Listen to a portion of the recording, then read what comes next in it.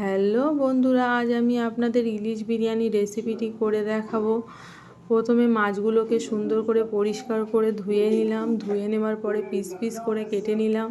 কেটে নিয়ে একটি পাত্রে লঙ্কা, হলুদ ও লবণ দিয়ে সুন্দর করে মাখিয়ে নিলাম। মাখিয়ে নিয়ে ননস্টিকের কড়াইয়ে তেল গরম করে এক এক করে মাছগুলোকে ছেড়ে দিলাম। দিয়ে এপিট ওপিট করে ভেজে নিলাম। ভেজে নেওয়ার পরে সুন্দর করে আলু পেঁয়াজগুলো পরিষ্কার করে ছাড়িয়ে নিলাম। গোল গোল করে পেঁয়াজগুলো কেটে পেঁয়াজের বেরেস্তা বানাবো। একটি হাঁড়িতে 500 গ্রাম চাল পরিষ্কার করে ধুয়ে বসিয়ে দিলাম। তার চালে তেজপাতা, লবঙ্গ, এলাচ, দারচিনি দিয়ে ভালো করে ফুটিয়ে সিদ্ধ করে নেব। কড়াইয়ে যে বেরেস্তাটা দিয়েছিলাম সেটাকে এবার তুলে নেব। প্রেসার কুকারে আলুগুলোকে সুন্দর করে লবণ আর জাফরান দিয়ে সিদ্ধ করে নিলাম, নিয়ে ভেজে নিলাম।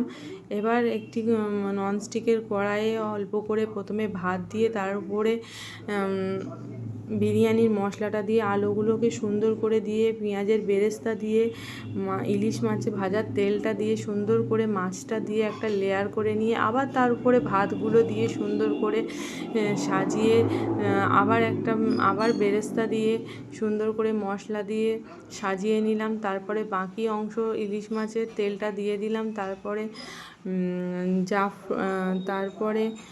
গোলাপ জল ও কেওড়া জল দিয়ে দিলাম।